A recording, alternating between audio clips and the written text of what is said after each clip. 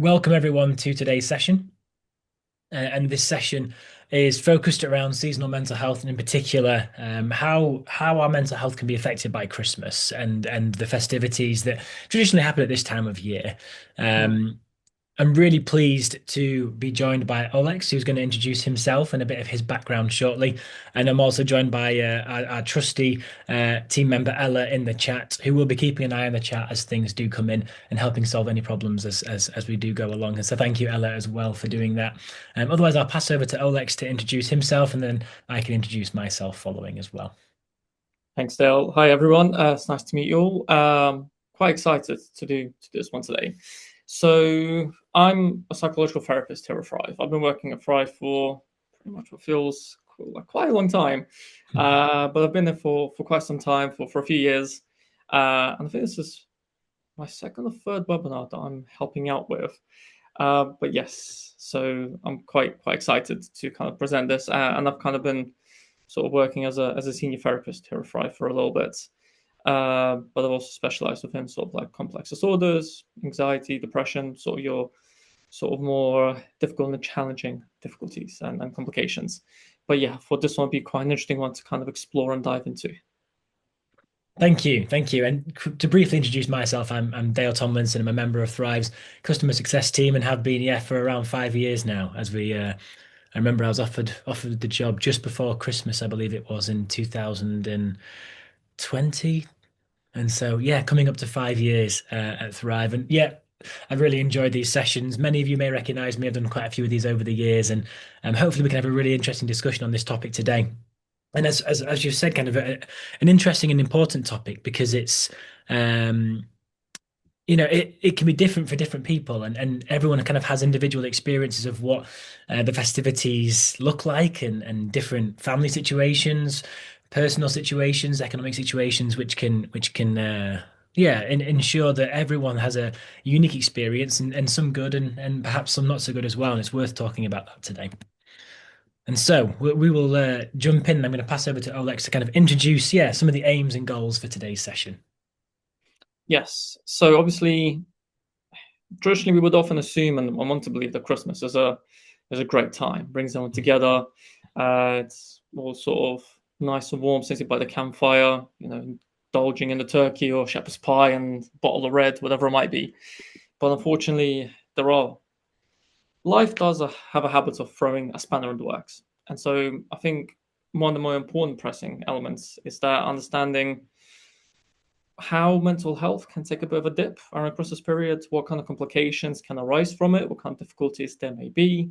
And that's also about exploring kind of key seasonal stresses and particular risk factors as well, which will take a bit more of a nose dive, deeper look into it as well. If at Yeah. any point I'm talking a bit too quickly or you want me to go over anything in a bit more detail, by all means do let us know or let me know in the chat or Dale as well, just give me a prompt as well if need be, because I can get quite passionate and quite sort of That's what we want into to see. That's what we want to hear today. Absolutely. and I think as well, obviously, so my kind of background is obviously within CBT, psychological therapy in general, but also clinical psychology. And I thought I'd take a leaf out of some of my practicing elements of CBT and how that can be quite useful and helpful. And I guess also providing a little bit of psychoeducation, understanding what CBT actually generally is, and obviously kind of thinking about creating a more supportive environment around the Christmas period, because I know there can be a lot of pressure and expectations set out there from oneself and from others, and obviously, a really nice element touching bases, how to support one another, what to look out for, risk factors, supporting elements, and obviously highlighting key signposting. I think a lot of times we would assume that Christmas is a time of bring everyone together, but it can also be quite a lonely, isolating time as well for others. And obviously, having that reminder that you're not alone and that there are people out there that care about you and are wanting to help as well is also an important thing to kind of bring it all in and summarize. But yeah. Thank you. Yeah, and I'm really looking forward to some of those more solution focused things that you've mentioned around sort of actually the application of CBT related tools to managing this time of year. I think sometimes Mm. you can come into sessions like these, and we actually talk about a lot of the challenges, and then we actually only talk a little bit about what the real solutions are. We can actually being able to hopefully, yeah, share some worked examples of how CBT can be effective at this time of year is really exciting. So I'm looking forward to that. No, agreed. So, absolutely, yeah. You've mentioned that, Christmas ought to be, we often think of Christmas as this happy, magical time, this kind of I don't know, whether it's in our British DNA, that sort of locally, culturally, you think of this Victorian scene of, snowy, snow-swept streets and children singing carols and, warm fire, food on the table, all those kind of things. But actually, that is kind of I guess, a cultural meme within our minds. And actually, Christmas isn't always that for everybody, is it, Alex? No, unfortunately not. I think sometimes there are make do elements where it could be someone's first Christmas dealing with grief, an empty chair, shall we say, it could be an element. There's also that sense of pressure, everything having to be perfect. I mean, from my personal experience, I don't think there's ever been a Christmas where I've done the turkey well. It's either, Mhm. it's a little bit too on the crispy side, a little bit too dry, or you have to quickly pop it back in for an extra few minutes and then engage in small talk. I think there's never once been that kind of expectation.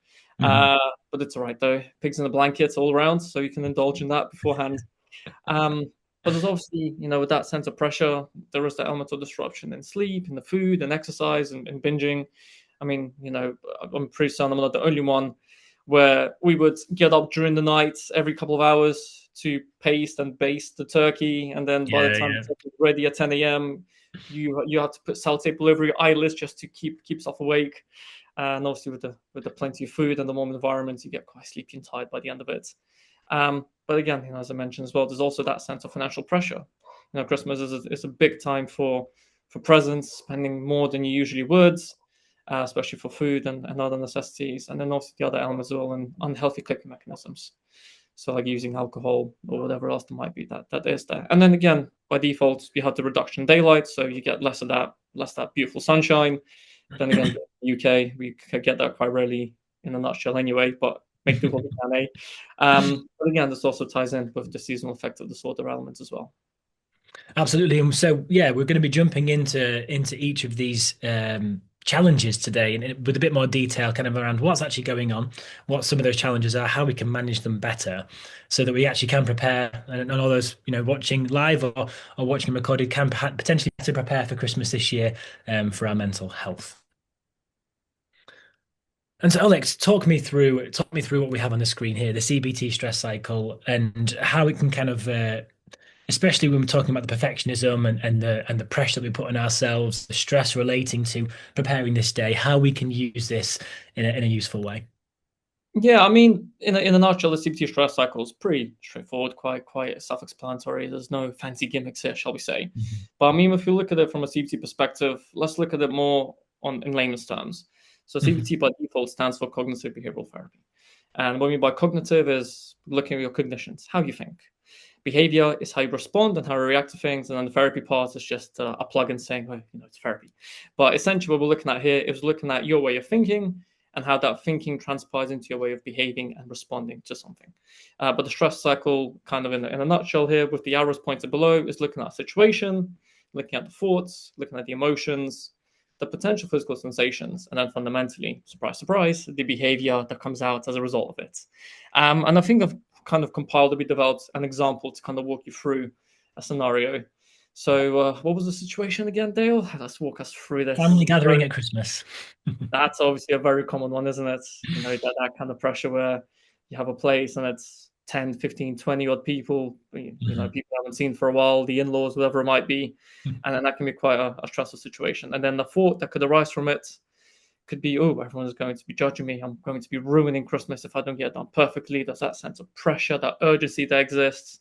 So obviously the emotions that you start to develop is a sense of anxiety, maybe shame or guilt or worries, or just kind of general nervousness. And then obviously the physical sensations might be tightening of the chest, racing heart rate, feeling quite nauseous, feeling quite uncomfortable or on edge. And then obviously the behavior is a sense of that withdrawal. Could be snapping at people, avoiding future events, or even unhealthy behaviors such as increasing an intake in alcohol or binge eating to kind of help keep yourself a little bit more coped or a bit more in a comfortable place.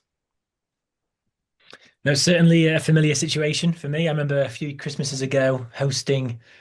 it was like 20 odd people, and some of whom I'd never met. And I felt like definitely that felt that pressure and worry when I was checking the things in the oven. Why aren't they cooked yet? Why can't they all be ready at the same time? Why are the carrots burning and yet the chicken's not cooked yet? And kind of that definitely, the situation is it's a stressful situation, a difficult one to deal with, one that's not normal. It's not normal to have a huge group of people and feed all these people, and in particular, if you're doing a traditional Christmas dinner, quite a complex meal with lots of different Mm. pieces that need to be timed well and cooked properly, so you don't make people sick as well. And so, kind of that, just the situation in of itself, it almost naturally generates that thought, doesn't it? It becomes like a very automatic. Anxious, I'm scared about what this situation could look like, and if it goes wrong, it's all my fault. And it is very natural to think that way, isn't it? Unfortunately, it is. I mean, that also comes down to personality traits. I mean, if you're quite a people-pleasing, controlling individual, this is where those elements are going to really come out and shine because you want to sort of take that authoritarian stance, make sure everything's done properly, and then if one Mhm. thing doesn't go right, oh, that's it. The whole thing's ruined, and then you kind of go down the negative spiral. I mean, a few years ago, I was hosting Christmas as well, and the oven wasn't getting hot enough. And I was like, oh, is the oven broken now? Is there something wrong with it? No, it turns out we were just opening it every 2 minutes, so it just couldn't keep the heat in because you were Yeah. putting in the carrots, the potatoes, and so fundamentally, basically, just set a no rule. Basically, that's it. No more. Oven stays closed. So Yeah, obviously, we yeah. all start indulging in the small bits and everything else, and then turkey towards the end. But yeah, hey But ho. as well, I found also on that particular day where we had quite a large number of people over, my heating stopped working, and it was a cold winter, and I couldn't work out and I was getting so wound up in this. Everyone's judging me now. I'm the guy who's energy's been cut off for some reason, and I'm making everyone cold. And my grandparents are going to get really cold. What can I do? And I kind of lost the ability to kind of just actually think logically for a second. And all it was that the battery in the thermostat needed changing. But Mm. in my head, I was bleeding radiators. I was running around like a madman while still trying to keep all this thing going. And the stress and pressure of the situation meant that all those physical sensations had become really overwhelming. And behavior wise, I was snapping at people. I was like ordering people around, but also I couldn't think straight to actually come to the logical conclusion of what went wrong. Like became really challenging, of just stepping back and thinking, okay, let's just think logically, pragmatically for a second. And so how can things like CBT help us kind of step away from this cycle and kind of ground ourselves back in a more logical or rational response? Yeah, no, absolutely. I think we can definitely take a dive into that. And I guess one of the main things of looking at managing kind of stress and overwhelm is, number one is noticing your own internal shoulds. I should make it perfect. I should do this. I should do that. Um, but I think it's also more important about sort of being patient with yourself, being compassionate but forgiving. A lot of the times, at the end of the day, Christmas is bringing everyone together, enjoying the company, enjoying the time. Yeah, sure, some people might come down and do it for the food or whatever it might be. But as long as you kind of give it your all and give it your best and understand that humans by default are imperfect individuals, which is what makes Mhm. them as makes us fascinating creatures and creatures individuals, Yeah. is understanding that it's the impurities that kind of make Christmas special when you think about it. I know it sounds very counterintuitive, but when you Yeah. think about it, though, all the Christmases you look back at, something has happened, something kind of didn't go according to plan, and then Mhm. fast forward a few months later, a year later, you look back at it and you're kind of laughing about it, or you're sort of looking at it from different elements. I guess the other part is also sorry, there's also a weird fly flying around. So we trying to grab the camera. The other part is obviously trying to be realistic and lowering the aim. Try and aim for good enough rather than perfect. Sort of being a bit more kind to yourself and sort of understanding that things naturally are going to go wrong potentially. Yeah. And once you kind of have that state of mind where you prepare for something to potentially go wrong, it's not going to be that reactive. So about being Mhm. patient, it's also about sort of taking it as it goes. And I think that that's the more important part is that we naturally get anxious and get worried about things that we can't control. But if you Yeah. shift your focus and you focus on what you can manage, what you can control, ensure you've done the shopping, ensure you've got your food, you've planned things accordingly with your timetable and whatever it might be, Mhm. that's going to be okay. Yeah. And then obviously that kind of ties in quite well with planning micro breaks. During your social events, during any scenarios, give yourself some time to just sort of relax, 5 or 10 minutes alone. And even simply just going for a bathroom break, just sort of washing your face with cold water, just trying to sort of catch a breath or even stepping outside can be quite helpful. in that element. And a really good thing, and I know a lot of people sort of take it with a pinch of salt when I mention breathing techniques, because fundamentally when you think about it, well, we're humans, we do really know how to breathe, right? So what's the point of us learning about breathing techniques? But you'd be surprised fundamentally how that works remarkably well. Yeah. A box breathing technique where you try to sort of breathe in 4 second intervals. So you take a slow deep breath for a few seconds, hold it, breathe out. And what we're trying to do with breathing techniques is essentially kickstart your parasympathetic nervous system. So essentially, we're looking at the rest and digest part of the mind. So when you're feeling anxious, when you're feeling agitated, your sympathetic nervous system gets ready for that fight or flight response. It's getting ready to kind of deal with the problem. But 9 times out of 10, we're not fighting a saber-toothed tiger. We're not fighting William Mammoth. We're dealing with something that is more psychological. And so our mind isn't able to distinguish between the two. So we need to start, and I guess not so much tricking it, but guiding it more in a natural way. And breathing techniques are a very good starting point when it comes to it. Another thing that ties in quite well that I actually utilize myself as well. Believe or not, being a therapist doesn't mean that I'm immune to anxiety or anything like that. I think Christmas can be quite an anxious time as well. But using ground techniques such as 5, 4, 3, 2, 1 can actually work pretty well. And what I mean Yeah. by the 5, 4, 3, 2, 1 element is looking at 5 things you can see, 4 things you can hear, 3 things you can touch, and so on and so forth. Essentially, what we're trying to do here is bring it back into the present, bring it back into the moment, and actually understand that you are in control. You are going to be okay. And I guess the other one is as easier said than done. I think we've all been there.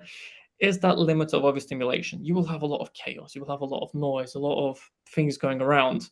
But trying to kind of isolate yourself every now and again and control and reduce the amount of noise, the screens, even alcohol that you're consuming. So you're focusing with one thing at a time and you're not becoming overly overwhelmed. And I know individuals who are neurodiverse, this can be quite a difficult element as well to deal with because of that sort of overstimulation, of that sort of neurological and neuropsychological sort of impulse that comes with it, and sort of obviously finding ways to manage with it. So a really good technique that I utilize if I'm getting ready for Christmas and stuff like that, where there's a lot of people around. It might sound rude or horrible, but I just play music. I do headphones, or I use headphones where I can control how much sound is going into my ears. No one's really said anything per se. Anyone's not made any comments, but a lot of people are also quite understanding, compassionate. Or if you're working in the kitchen, there's a lot of noise. Again, just playing some music, just being in the Yeah. zone, that should be quite helpful. But yeah, I mean, is there anything else you want to kind of add to that, Dale? Any kind of thoughts? No, I think just what you said is really, really, really pertinent. Like, just first of all, those individual reminders to yourself that I'm not a Michelin star chef. I don't run a restaurant. I don't regularly cook for this many people. I don't regularly cook meals that have this many components and are this complex, and therefore I should be forgiving of myself for it not being perfect. Because when do I ever do this otherwise? Like, this is almost like a once a year thing, and expecting ourselves, as a 32-year-old. Oh, I was going to say I've done this 32 times, but I haven't because I didn't cook Christmas dinner. I've only cooked Christmas dinner about 5 times in my life. And so why should I expect myself to be perfect at that? Like, and actually just breaking it down in that way, I think is just a really good kind of logical thing to say to yourself and remind yourself that why should I be a pro at doing Christmas dinner? I've only done it 5 times. Like it's actually not, we don't have that much experience in this thing. And especially with the pressure we add to it that it's Christmas, it's got to be perfect. Like that's a really intimidating thing to do to ourselves. And so giving yourself that charity, and it's not even just charity, really. It's just a recognition of actually I'm being realistic with myself and what my abilities are, how often I've done this, how many times I've completed this successfully, and enabling kind of and enabling yourself to recognize you're not perfect. And so whether that means having other people help along the way and kind of having that mental exercise before you get to the actual cooking of the thing. And actually, is there other people who could help me who are experienced as well? Could I share the load? Could is this person good at this thing actually? And just kind of taking that more rational approach to it, I think is just a really good way to set yourself up for success. Rather than pretending like you're Gordon Ramsay and actually actually then behaving like an angry Gordon Ramsay when it doesn't quite go well. And certainly, yeah, the mind-body connection is a really big thing. And I talk about this a lot with my customers, and I can see some names in the chat of some friends and people I recognize who will have heard me say this, that that mind body connection we can't really escape it actually, and the ability to take control using our body, using breathing exercises, using our senses away from kind of the chatter of the mind is a really powerful thing that often people discount like it's some kind of woo-woo thing that we have a body and it actually maybe interacts with our mind in some way. And so certainly I think, yeah, no, great insights of how to kind of manage the stress and overwhelm of the day-to-day Christmas stuff that we'll be working on. No, and I agree to that. And I think kind of sort of adding a bit to that, it's also about sort of enjoying the moment, actually enjoying the actual circumstance. And I think it's being very mindful not to vilify something. The second you vilify something or kind of give it a negative connotation, it's going to kind of spoil that kind of magic, spoil that kind of Mhm. elements. It's not just with Christmas, but it's a lot of other things. Absolutely. And and I guess if you kind of go in with a particular state of mind or a particular expectation, and it doesn't meet that, then obviously you're going to go in with that element of a self-fulfilling prophecy that it's going to go like that at all times. Yeah. But if you take a step back and sort of try and enjoy it, enjoy the process, enjoy the journey, not the destination, it makes it a little more interesting. Absolutely. And I guess in your role as a therapist, part of that job is, if you are supporting somebody with, working through some CBT, is to help them understand and challenge and learn to challenge those negative thoughts as unwelcome and as kind of that self-fulfilling prophecy. And I suppose, from your clinical experience, you've seen the impact of people who've really been able to understand that and learn to challenge that. Mm. No, definitely, no, 100%. And I guess that kind of ties in quite well with talking about how to manage with depression and seasonal affective disorder as well. Absolutely, absolutely. Yes. It's almost like it was planned that way. Um, No, absolutely, yeah. So it's certainly something at this time of year we do see in our own data here at Thrive and in research beyond that it's also just generally a time of year where there is a proportion of the population that are at risk of experiencing depression relating to the season, relating to the climate, the weather, sunlight, exposure, etc. And I wanted to touch on, yeah, why this is the case and what things people can do, from today to kind of start managing that as we just about have entered winter officially now, and how can people get ahead of that so that it doesn't impact their ability to enjoy that time together with family, which maybe normally they would enjoy. Maybe they normally would enjoy doing Christmas dinner. They would enjoy spending time with family, but actually, as a result of sort of a seasonal depression, these things become less enjoyable for them. Yeah, I think one of the biggest sort of elements and factors I notice on my clients that I've worked with is one of the biggest contributing factors within like depression and seasonal affective disorder is that shift or change in routine. The Yeah. weather gets colder, nighttime gets darker, so you have to do things a lot earlier, you have to cram things in during the day. So there's that sense of urgency. But when you look at it fundamentally, nothing's really changed per se, given the fact that maybe it gets a bit darker earlier, Hmm. but all in all, everything is still relatively consistent. I mean, sure, it's a bit colder, but Yeah. humans are very good at adaptation in that kind of elements. And obviously, the lack of light, lack of vitamin D can obviously have a contributing ongoing effect. Yeah. There are ways to kind of look at ways of counteracting that with like vitamins. I think as someone actually mentioned in the chat, Yes. um, or engaging in your usual routine of going working out, or even going for a run if that's something that's possible. I think someone also mentioned in the comments about going for a pre-Christmas run can be quite helpful getting that energy out. Um, and again, sort of getting to sticking with your routines, going to the gym, or finding times that work better for you, where you work more at an optimal level. Um, Yes. but I guess kind of looking at the slides now, we're looking at elements of different avenues. So looking at the keeping bit elements, Mhm. and it's looking at keeping a basic structure. So regular sleep, waking times, meals, movements, trying to stay as consistent as you can as you do Yeah. throughout the year. And I know that Christmas has a very lovely habit of having a shift in sort of your dynamics, in your routine, your expectations. We're trying to kind of adapt and find ways to work around that can be quite useful. And therapy can be a really useful way to deal that. And we'll go into a bit more detail as well as we go along regarding it. The other one is obviously looking at using behavioral activation. So this is during doing small tasks, doing small activities Mhm. that make you feel good, that make you feel great. A really good element when I work with some clients who want to get back into like routines, to get back into the gym. There's always that unexpected, always that sort of unrealistic expectation. I'm going to go to the gym 5, 6, 7 times a week. No one's going to do that. No. I mean, steady on. Let's try and do maybe once or twice a week, or even work our way to actually entering the building or looking in the gym, so again, getting familiar with it. And that gradual exposure is what helps to develop that strong mindset and that discipline. And that kind of ties in quite well with kind of like maximizing elements, where you also start to develop those routines around the elements that work well for you. So there's a really nice rule that works. It's the 21-60 rule. It takes 21 days to develop a habit, 60 for it to become a routine. Now, yeah, that might sound quite lengthy, but by the time you realize that's happened, you kind of already won't be thinking about it and they'll be Yeah. engaging in that sense. But this is where we also mentioned about maximizing that daylight exposure. So kind of trying to do things a little bit late early in the day. So around give or take nowadays, sunrise is about 7:30, 7:45 in the morning. So try and kind of plan those kind of elements can actually help out as well, being outdoors, engaging in activities. Then I was also looking at considering elements that were within social anxiety, social affective disorder. Looking at lamps, having a bit more lighting, vitamins, making up for that as well. That can also work well as a great Yeah. element. And there's obviously a sense of planning. So planning one small meaningful activity per day, doing a call, going for a walk, some kind of hobby, some kind of passion or interest. It's always important to kind of have that sense where you have that you time, or even having, a cheeky bubble bath. Nothing wrong with that.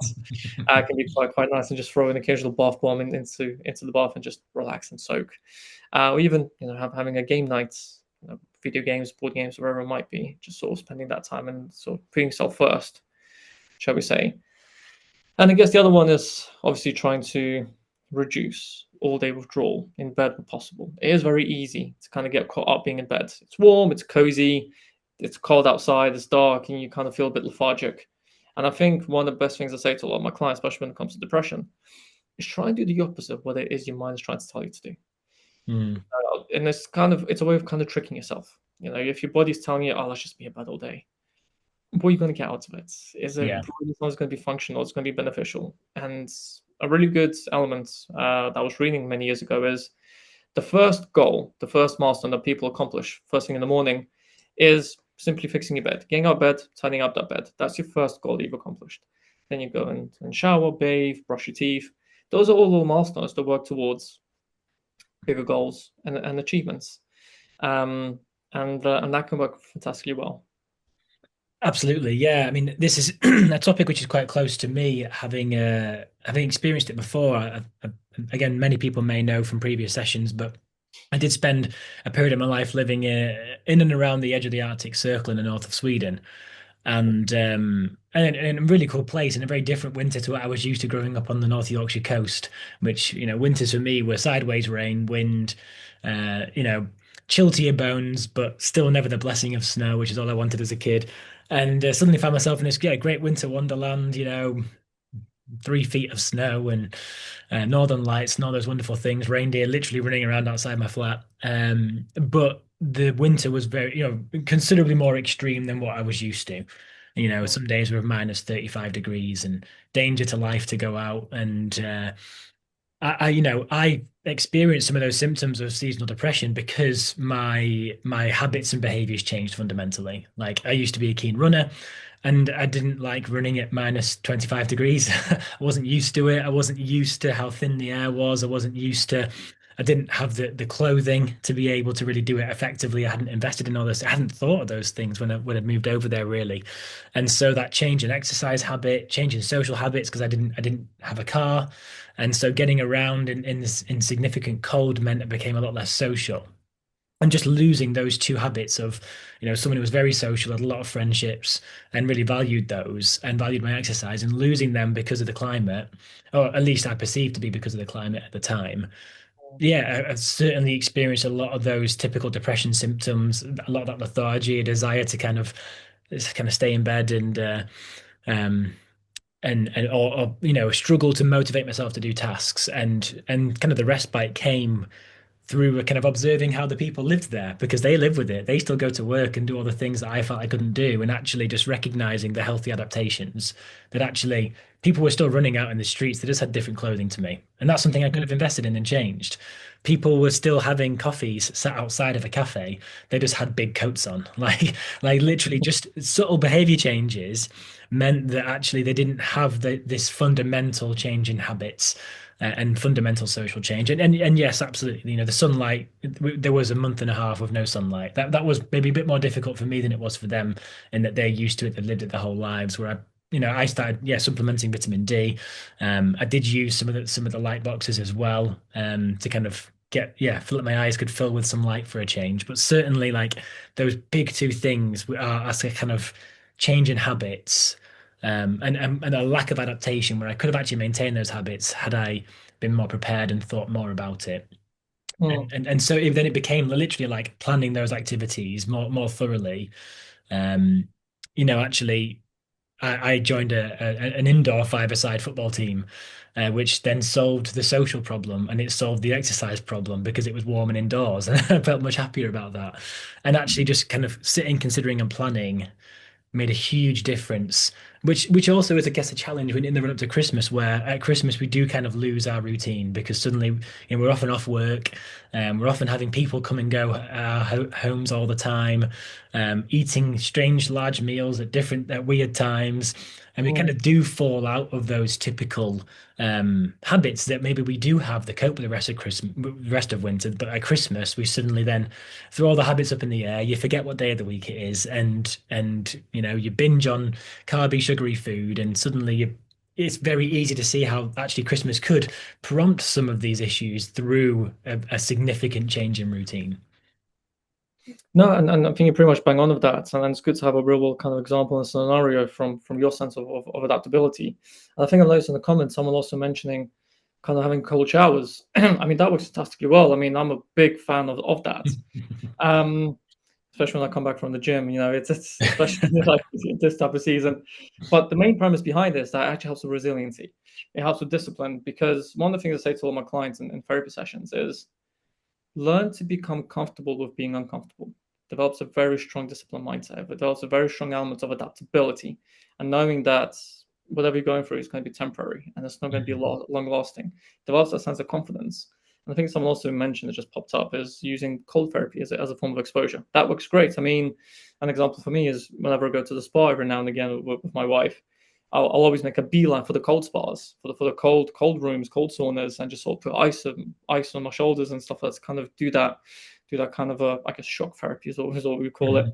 I mean, my wife definitely thinks I'm a lunatic for doing that because it's not your typical way of relaxing, but it does really help with that sense of resiliency. It's good for the skin, good for the mind, good for the body, Yeah, but yeah. it's important for everything in moderation. And I think that's the key take home is that everything has to be in moderation. There are some Mhm. days when you need to push yourself. There are some days where you need to sort of go one step further. But there are also days where it's actually okay to just sort of take a step back and just sort of sit down, have a hot chocolate, watch a bunch of Christmas movies, and just sort of Mhm. have some you time. So it is all about that sense of balance. Absolutely, yeah, absolutely, and that certainly helped me finding that balance. But also, definitely the kind of the maximized daylight exposure played a really big role for me, and kind of planning, like you mentioned, even things like games, like literally, um, the sense of achievement that came from completing a level or doing something. Actually, while it felt like, oh, are you just avoiding and playing games or whatever, or doing Sudoku, whatever it might have been, like that sense of achievement that came from that helped restore that balance as well, where I kind of wasn't doing anything and then I was feeling guilty about not doing anything and not achieving anything. And actually, I kind of convinced myself in a really healthy way that completing that small activity or that game, whatever it was that kind of restored that sense of achievement and then gave me a bit of self-esteem back again and restored a bit of pride in myself and actually not. And in Swedish, the word would use is to dough around. Well, that's kind of a rough translation of what I was doing at the time, and actually, kind of, yeah, the sense of achievement that comes through the completion of those small tasks, like making the bed, like bit of self-care, again, plays a huge role in maintaining that routine and that positive mindset towards yourself as well. Always the small wins. That's what I always say. Small Absolutely. wins. All right. Absolutely. So moving on from touching on depression and seasonal depression, we have mentioned anxiousness can play a really big a big role at this time of year with the pressure and, in particular, I know when we were planning this session, you mentioned how depression is often kind of a negative mindset about things that have happened or around your own self-worth and self-esteem, and anxiety often is that negative anticipation of coming activities. And so, with Christmas Day itself often being a big event, how do we like manage anxiety well in the run up to it? Yeah, I think that is definitely pretty bang on the money with that.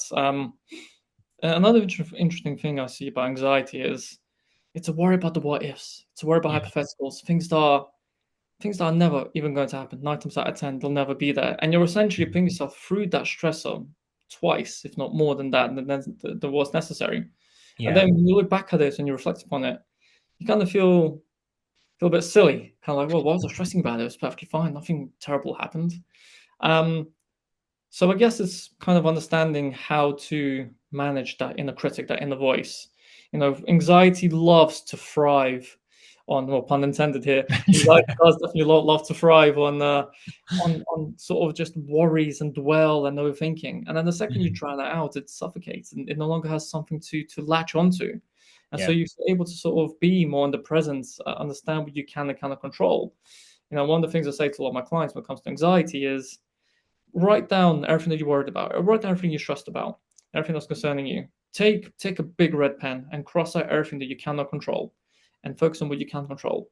And that's what fuels anxiety the most of the time. Is that we're Yeah. worried about things that we cannot control. But if you can't control it, what are you able to do in that situation? But you can Mhm. control how you react to it. You can control what you can influence how you respond to it. And I think that's the more important part when it comes to anxiety. Yeah. And so thinking about like this time of year, actually, it is, as you've said, kind of thinking around what you know is coming. Like you can't predict what you don't know is coming, but like if you know that the in-laws are coming over and you know that perhaps you're anxious about your partner and their relationship with your parents or things like that. While you can't necessarily control all aspects of that, it's thinking about how what you can control, how you can manage the day and actually identifying those particular things that are causing you anxiousness. And as you said, identifying if I can do something about it, then let's do something about it. And if I can't do something about it, then I kind of have to let go of this to an extent. Um, Absolutely. Yeah. No, no, definitely. And I think kind of piggybacking off that as well, it's kind of just identifying specific triggers. So crowds, Mhm. actual travel, even family members. And I guess that ties in quite well with boundaries. I mean, boundaries is a very big kind of negatively associated thing, especially when therapy. It's almost the assumption of boundaries seen as a negative thing. But the way I describe boundaries, I look at them is that they're a set of rules, expectations, Yeah. what is and isn't okay. It doesn't make you bad or a horrible person or makes you rigid. It just sets the expectations of what is and isn't okay. So there Yeah. are sort of themes or elements you can talk about some individuals, uh, planning about ways of traveling, making up backup plans. So say, for example, well, I think that Dale, you've had your fair share the other day with traveling, where you had Oh to kind yeah. of adapt to that, and obviously being kind of setting elements of planning, of setting up backup paths, backup routines, and how you're going to get there in case weather goes bad. What could be alternatives? And it's Yes. not saying you're preparing for the worst case scenario. You're not preparing for something bad to happen. It's not fueling the anxiety. If anything, it's suppressing it because you already have things already set up as a reservation, Yeah. as a backup. And again, spending. I mean, God, I think we're all guilty of that, overspending around Christmas time, buying too many food, Mhm. buying too many things here, buying too many gifts, too many presents. There's always those kind of sets of worries. But again, setting a budget, setting a maximum limit. So, like for an example is in my family, we do a yearly Secret Santa. And obviously, with Secret Santa bill, we have a budget of £30. Mhm. Everyone's getting stuff for people, so everyone has a set expectation, a set budget. Um, but I guess also it's more importantly about enjoying the company. I think that's the more Yeah. important part, and that obviously takes into account of understanding and noticing your safety behaviors.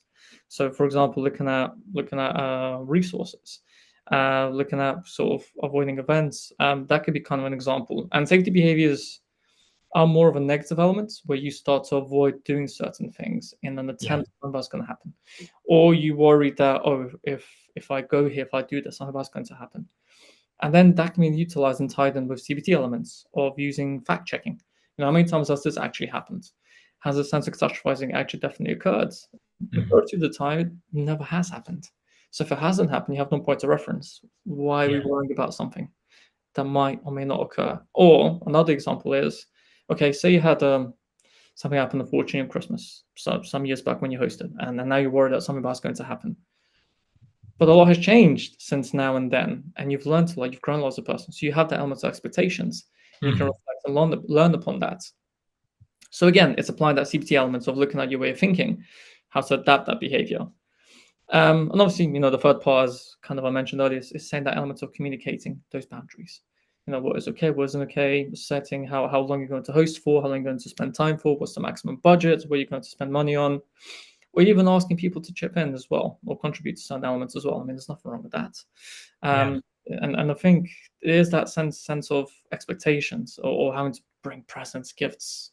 Fundamentally speaking, correct me if I'm wrong, but Christmas is a time spending with friends and family, and then Boxing Day is when you open Mhm. the presents. I guess that was like a traditional element, and then that all has kind of all come together as one. But there is an element of unity from that Yeah, element, from that yeah, perspective. And then CBT questions. So kind of plugging in my own expertise and specialist elements here is kind of questioning, what's the worst that could happen? What's the most likely outcome? What's going to develop? What's going to occur? And how would I cope if I did it? So again, you go down that rabbit hole. A lot of yeah. times, we want to find ways of how to prevent or stop something from happening. But what would happen if it was to occur? As Mhm. hypothetical. Because a lot of times with anxiety, it's that sense of catastrophizing. Something bad's happened. That's it. End of the world. Yeah. It's horrible. It's occurred. But there is also an existence, a life that exists outside of that once it's happened. So what happens then? Mhm. And that gives you that element of preparedness, I shall be saying, and thinking about it. And again, something I do a lot of my clients is looking at a thought record. So a thought record is very, very sort of simple breakdown. You're looking at a situation, you're looking at the emotions and the sensations that you have or the feelings you have about this scenario. Then you start looking at the facts that support these worries. And a lot of times there isn't much to support that. Then you look at the facts that provide evidence against this worry. And for that, that's usually a massive list. And it could be an element of, well, nothing has actually happened, nothing's terrible has occurred. And then you start to look at the more balanced perspective, the more middle ground elements. A lot of times we would assume, especially when we were younger, that life was very much black and white, but it's not. It's very many different shades of gray, isn't it? So Mhm. finding that middle ground, find that perspective can really, really help and go a long way here. Absolutely. Yeah, it's interesting. I think you mentioned the sort of setting boundaries as well. Um, just briefly before we move on to the next section, which I think is a really important one. Mm, Like we had a personal experience where my in-laws are separated and not quite not a good ongoing relationship. And so what ended up happening was we were having to run like three different Christmases a year, three different Christmas dinners, all these things, and it was so much stress. And in the run up to Christmas, my wife would become very anxious about who gets to come when, what the timings are all going to be for these constant visits. And actually, setting boundaries saved her a huge amount of anxiety of just saying, yes, absolutely, we can come, but we're not doing big Christmas dinner 3 days in a row. I'm sorry, like we can't run like this is an unfair expectation of us. And that boundary setting didn't cause any problems actually. Like the mm, problems were the ones that we thought might happen if we didn't do this thing for everybody. And actually the reality was people were like, well, yeah, I didn't realize you were doing that for everybody separately, and that is a lot. And so just that kind of setting simple boundaries and recognizing and communicating where like a lack of boundaries is causing harm. Obviously it's not always going to be as straightforward as our experience, but it's certainly going to save you a lot of anxiousness around the holidays. no, definitely, no, 100%. I think there is that kind of level of kind of, as you mentioned, boundary setting and sort of expectations, kind of breaking it all down and having some kind of structure in place. Mhm. I guess, as the title says, this is more the negative, darker side of Christmas, dealing Mhm. with grief and loss. Um, and as great as Christmas is at uniting people, it's also very good at uniting those who aren't with us anymore. Let's put it that Yeah. way. There's a whole bunch of, there could be elements of empty chairs or individuals where even you've unfortunately bought presents for, and unfortunately something's happened and they're no longer there to experience it. So there's a lot of that happening as well. And holidays, and especially the Christmas period, can definitely highlight those elements who people are missing. Yeah. But I think it's also important, and I think this is where a lot of negative elements or negative connotations about therapy start to come. Is that assumption that, well, if someone's feeling unwell or someone's feeling sad or upset, then you automatically need therapy. They need something. They automatically need help. But let's not forget that being sad and upset is a normal human emotion. I mean, Yeah. albeit it's not always a pleasant one, but it's a normal human emotion to experience. And it's okay to feel sad. It's okay to feel waves of upset and sort of anger or numbness, or just sort of be, I guess, be distant from some elements when it comes to it, because you've had someone that you care about that unfortunately has passed away or isn't there anymore, and it just shows that you're human, and it shows to you the element of value that they brought to you. And Absolutely. obviously, this feeling of grief can bring on that feeling of loss, and so obviously, I think it's important to actually what we call looking at the dual process model. It's looking at elements of restoration, engaging with life, even in small ways. One of the things that's important to say is that, those people, those that pass, don't want the death as tribute. They don't want you to sort of not live anymore, or not carry on doing what you do, shall we say. Um, but it doesn't mean that you're going to forget about them. It doesn't mean that you have to start feeling guilty for that, because at the end of the day, it's not fair on you as well. So I guess Yeah. it's also about sort of connecting and networking with people, not being afraid to kind of voice your opinions and talk, and sort of just process all those emotions. Don't bottle it up. I think it's the worst thing you could ever do, and just sit and dwell on it. Or have unhealthy coping mechanisms, such as, Mhm. binge eating, or indulging in alcohol, or drugs, or whatever it might be. You know, the bottom of the bottle is never going to be a solution, shall we say. Yeah. Um, but also regarding for Christmas, definitely plan some elements, some rituals of remembrance. So it could be an example of a photo, or having even an empty chair. Yes, it's unpleasant, but it's a nice way of giving you that sense of closure. Even lighting a candle, having a picture of them next to you. Or even including the favorite dish. That could be quite a nice way of memorizing or remembering someone. And that could work quite fantastically well. And having even a memory ornament. So I guess sort of sharing personal experience. And I unfortunately lost a step uncle, or uncle-in-law, sorry, a few months ago. So obviously this is going to be the first Christmas for myself and my family without him. So we have an ornament on a Christmas tree of him on there, and obviously we're going to include some of his favorite dishes and stuff like that. Um, but it's also a really nice way of having a toast to celebration of life, and I think that's a really nice way of looking at it.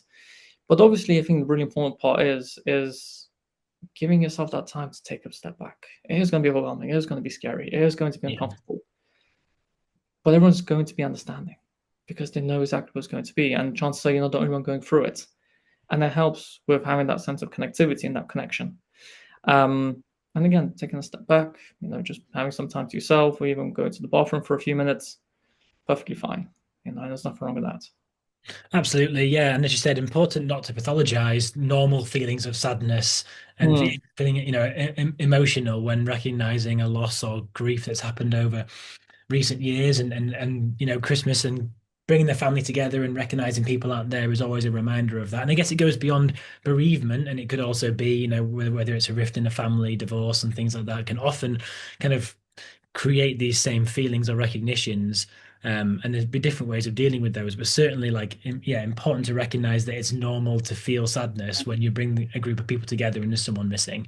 Um, and that also, as you said, there's some great ways to be able to mark and recognize that actually doing it together in this almost ritualistic way is that, if you were to speak to a therapist having just lost somebody, going through that grieving process, and part of that is the ritual of the funeral and the wake and the social connection together, is the mm. healthiest way to manage it is to recognize it and to mark it together. No, 100%. No, could not agree more. I think that's very well put. Yeah. And so another big challenge, which often kind of rears its head in the Christmas season, is financial pressure. And we have touched on this perhaps from like an anxiety perspective, but also, the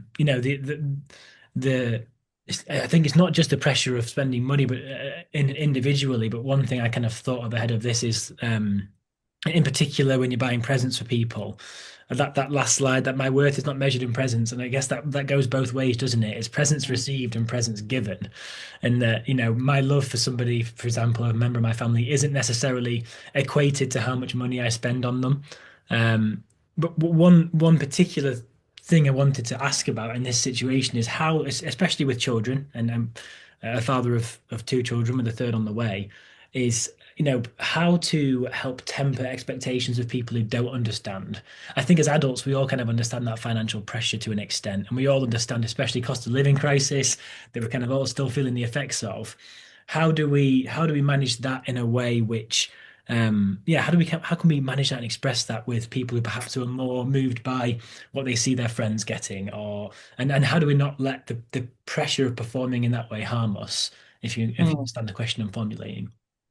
Yeah, I think it's more about the thought that counts, though, doesn't it? I think Mhm. what we're talking about here is there's always going to be that sense of pressure. Oh, everyone's getting these latest gifts, getting these latest presents, the most expensive stuff. Mhm. But where's that social comparison coming from? What are you trying to gain from it? Yeah. And having that sense of perfect Christmas, I think someone mentioned earlier at the start, is that trying to accomplish perfection is an unrealistic goal or something that you're not going to be able to achieve or accomplish. It's good to have something as a goal to work towards. So, but it's more of a milestone than as Yeah. a requirement. Um, but I think it's also more about kind of reminding yourself, and I put down at the bottom, is that your sense of worth is not measured in presence.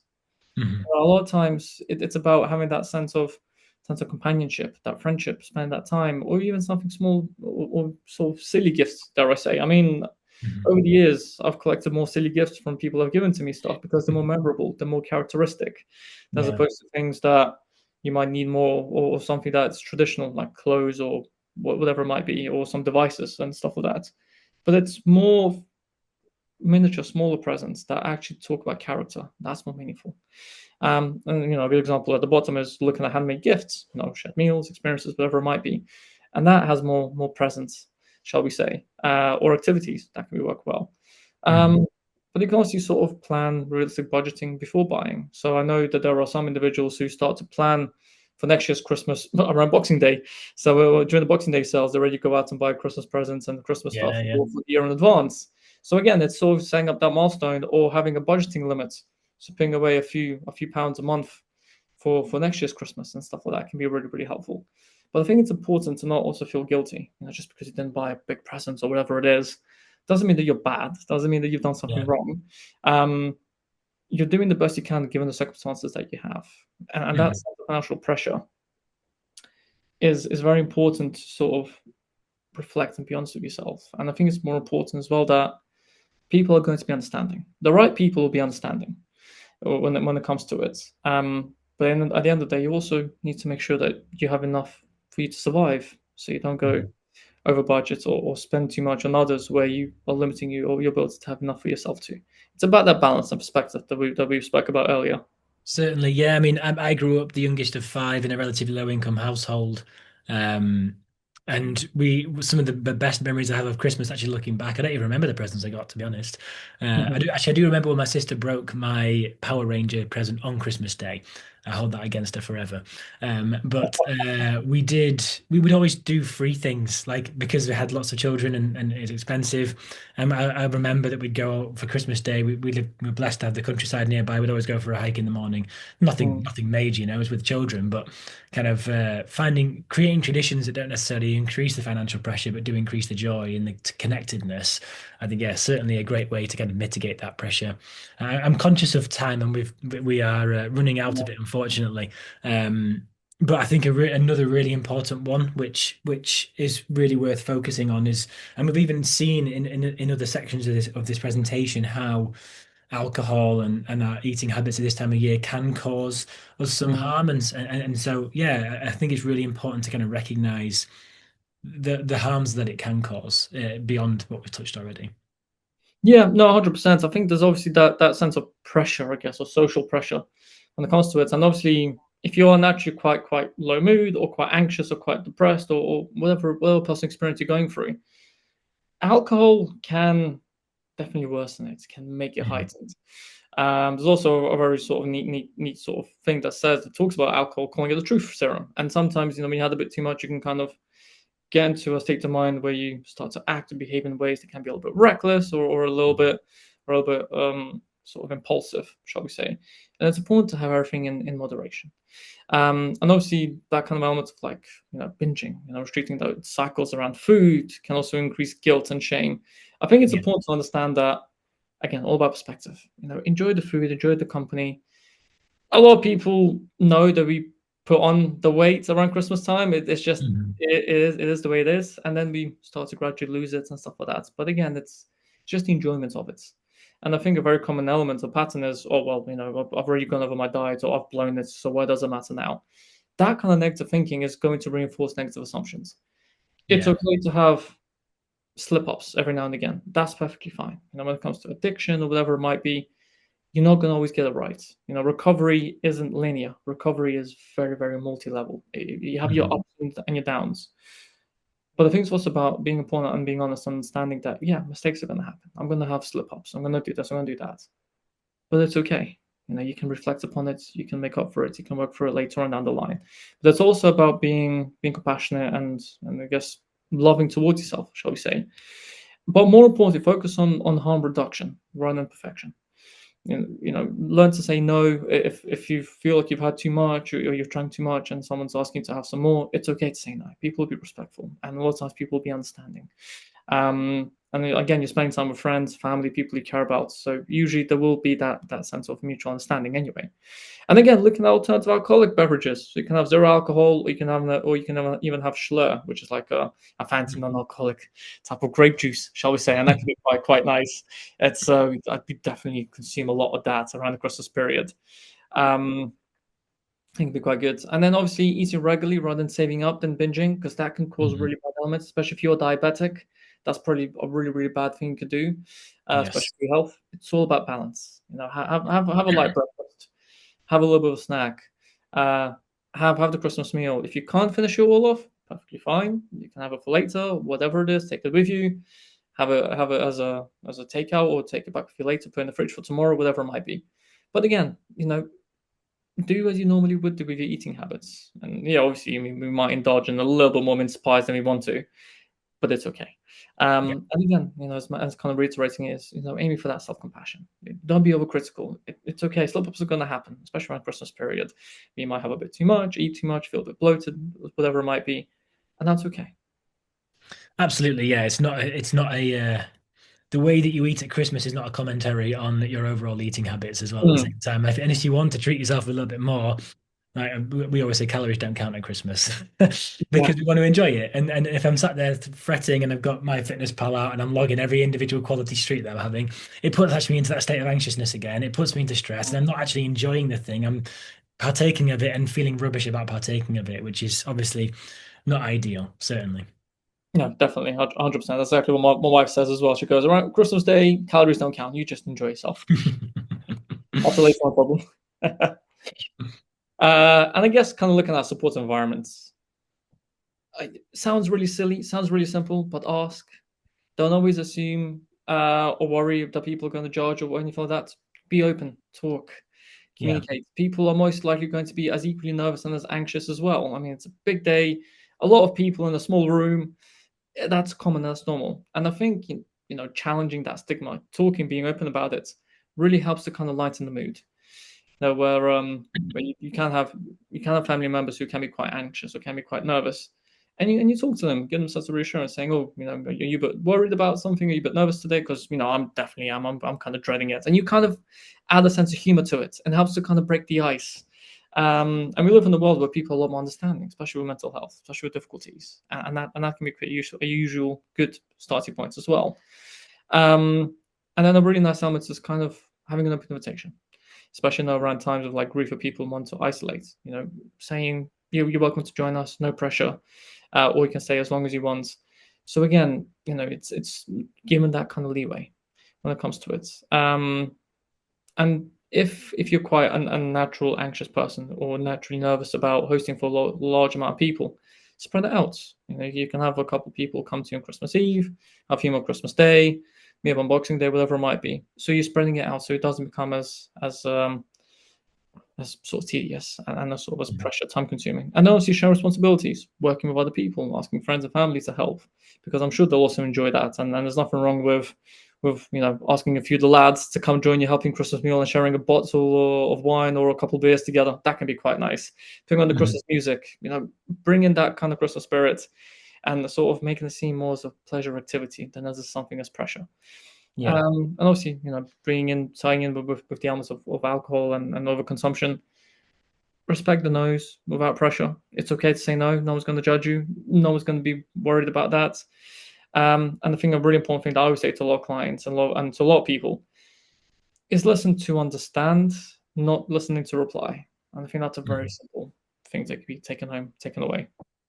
Certainly, yeah, and I think a really good run through of how to create that supportive environment. And there's also the other side of it of not like going back to the example where we used to run three different Christmases for a split family, and actually, we did that because we were trying to avoid creating a dysfunctional environment where sometimes dragging people together who don't want to who will bash heads actually will just make everyone feel rubbish and kind of fulfilling this tradition for the sake of it, but actually not getting that connection and good stuff out of it. And so, actually recognizing where the environment or the people you're bringing together, where it doesn't work, and actually taking a different approach so that actually you can help people better, and everyone can have a better Christmas without it having to follow a certain way just because. I think kind of creating the environment from the outset where you're going to limit that dysfunction and distress. Certainly a good way to go.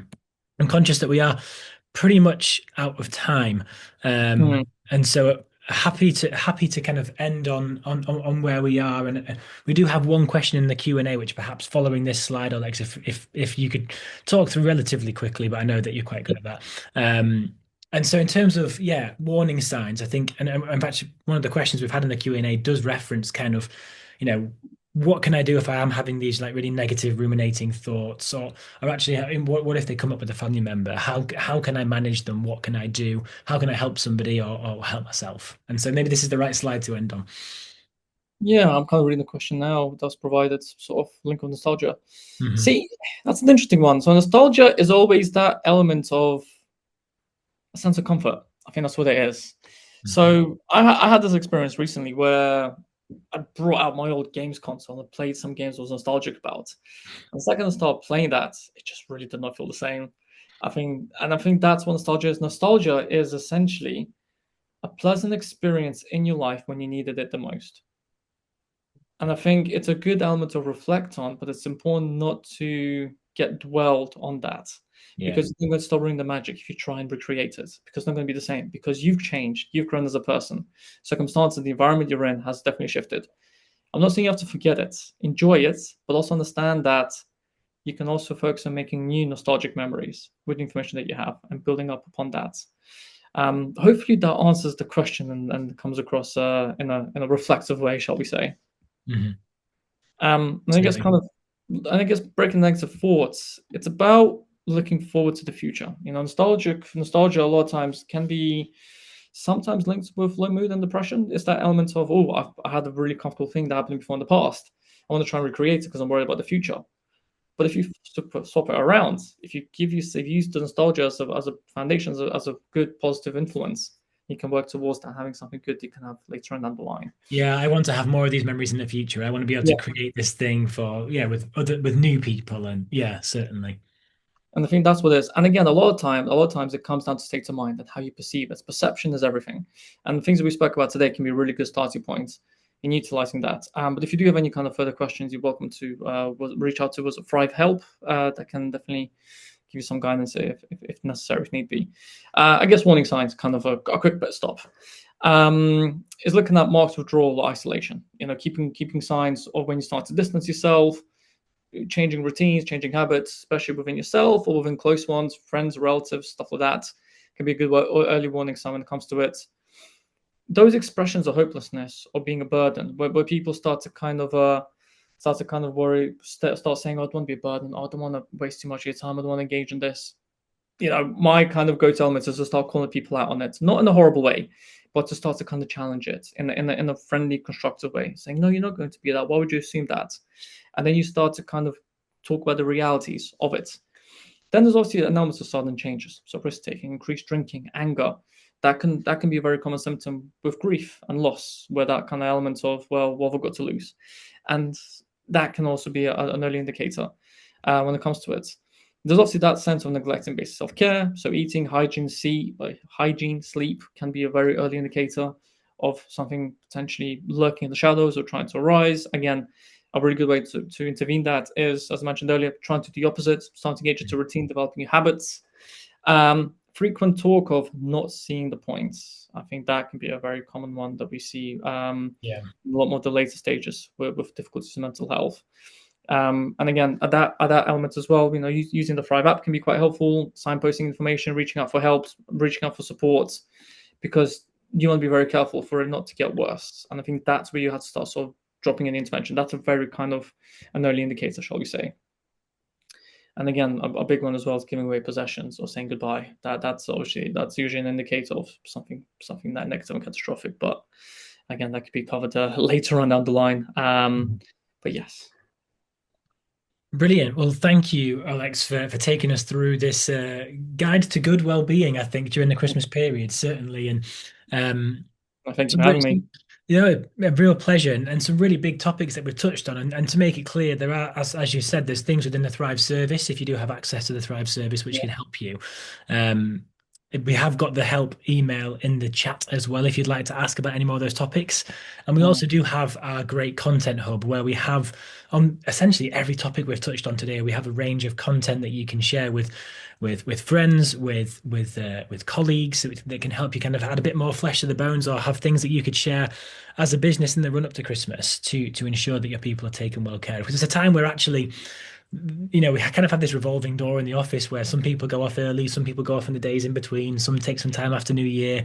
And actually, it could be this is the time where we actually do become quite disconnected in workplaces. And actually, it can be difficult to kind of look out for those warning signs, etc., as we get into the Christmas period itself because of this kind of no one knows who's where mm, because of annual leave, etc. And so certainly, yeah, some of that great content which we can share. If you're interested, you can reach out at the Help at Thrive email, and we can share some of that with you as well.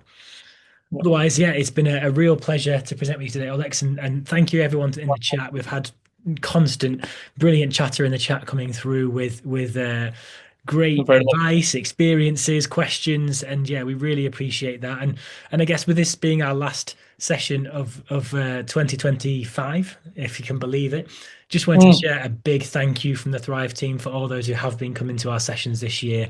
I see lots of familiar names and faces in the chat, and we really love doing these sessions, and we're excited to share next year's plans with you shortly as well. So keep an eye out for those in the Thrive newsletter. Otherwise, we will end the session there. And yeah, thank you, Alex. Thank you, all attending, and we look forward to seeing you again soon. thank you very much. Take care, guys.